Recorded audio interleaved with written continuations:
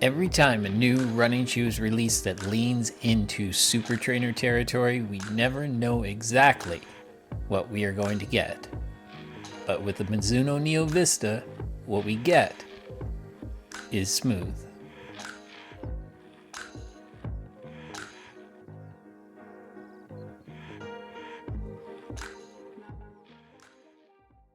Yes, smooth. If there was one word that I could use to describe this shoe, it definitely would be smooth. And for the most part, that's a pretty good thing. Hi everybody and welcome to today's video. My name is Matt and this is What Matters to Matt, and I've got a pretty exciting video today because today I finally get to sit down and talk to you about the Mizuno Neo Vista.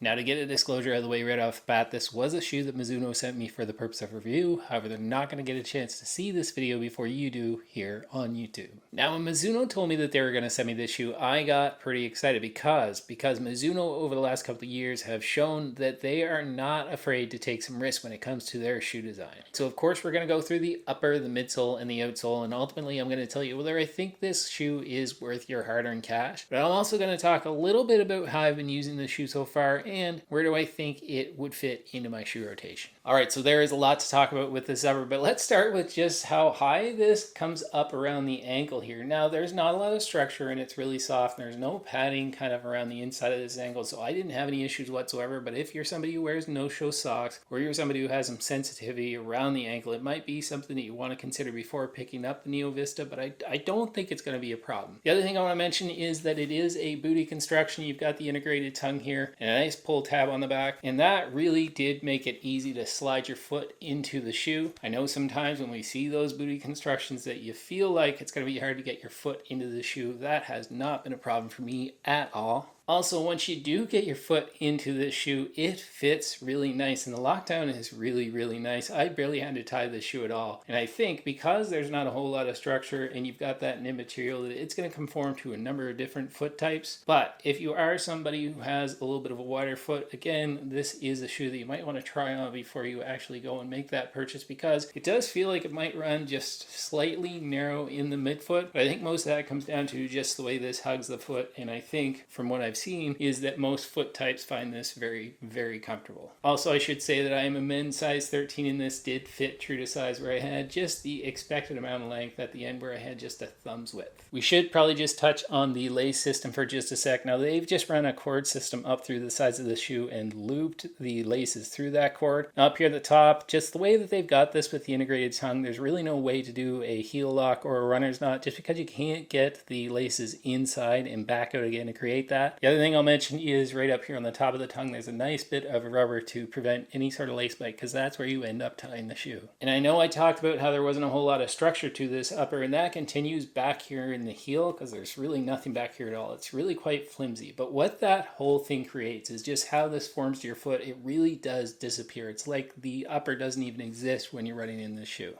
So there's two main concerns I have with the upper of this shoe. One is that if you live in warmer climates, since it is knit, generally knits don't do that well when it comes to breathability, and this is no exception. It's not overly breathable. That hasn't been a problem here yet, but it is something you want to pay attention to if you live in somewhere like Florida or Texas. The other thing I'm going to keep a close eye on as I put more miles into this shoe is that since there's not a whole lot of structure here, and this is again just something that happens with a lot of knit uppers, is that when you're on all this stack height, you've got all this foam underfoot. If you get on cambered surfaces or if you have to take some tight turns, I just don't know how well that's going to be at keeping my foot planted on that platform. Now, those are both issues that are more of just concerns. They haven't been problems yet, but in my long-term review, after I get more miles, I'll definitely come back and tell you whether it's turned into a problem. But overall, loving the upper.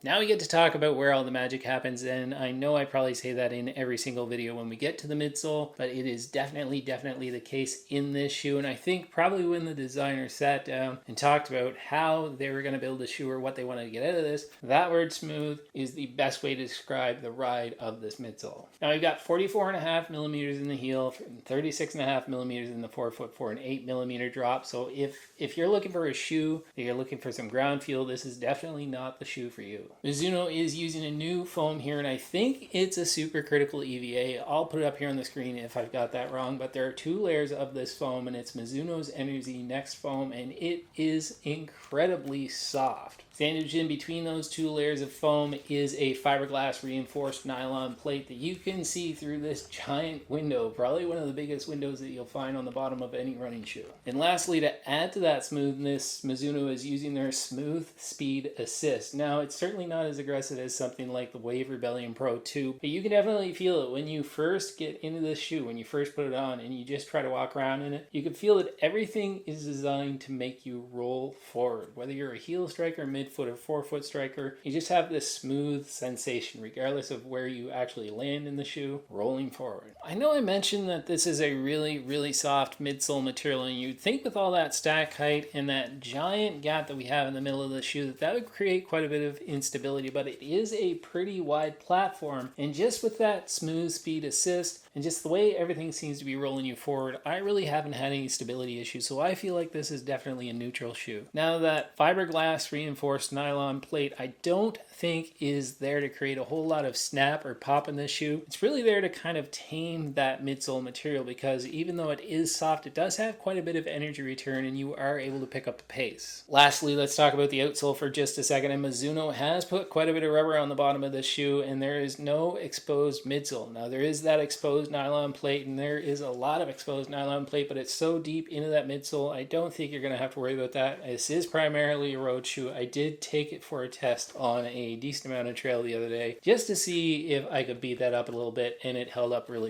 well. I would also say overall that it's pretty grippy. I didn't have any issues. First run I took it out on, it was a little bit damp, it was a little bit wet. I haven't had it in a downpour yet, but I don't think I'm going to have any concerns with the grip in this shoe. It does feel pretty tacky. Now, if I am running at slower paces, it does seem to be maybe just a little bit slappy, but once you pick up the pace to even just an easy pace or a tempo, I'm talking pure recovery paces here, it does feel a little bit slappy. Now, I really do love this shoe, and I've been able to take this on recovery runs, easy runs, progression runs, did a little bit of a fartlek in it, and I was able to pick up the pace. In fact, as I mentioned earlier, it's got my fastest kilometer that I've done this year. It's also in a stride that I did at the end of a 10K easy run. It's got my fastest 100 meters that I've done this year. That's not saying a whole lot because I'm not all that fast. That's not saying a whole lot because I've just been marathon training basically the entire year, but it is capable of picking up the pace. But I think where its wheelhouse really is anywhere between recovery all the way up to marathon pace for me. Once we start getting into faster paces, even though it's capable of doing that, it just feels like a lot of shoe. And keep in mind, this is a men's size 13. I've got the scales here right in front of me. If I weigh you won't be able to see this, you're just going to have to trust me, 339 grams for the Mizuno Neo Vista. Now, if I compare that to something that has similar stack heights that I'm going to pull out here, which is my Nimbus 25,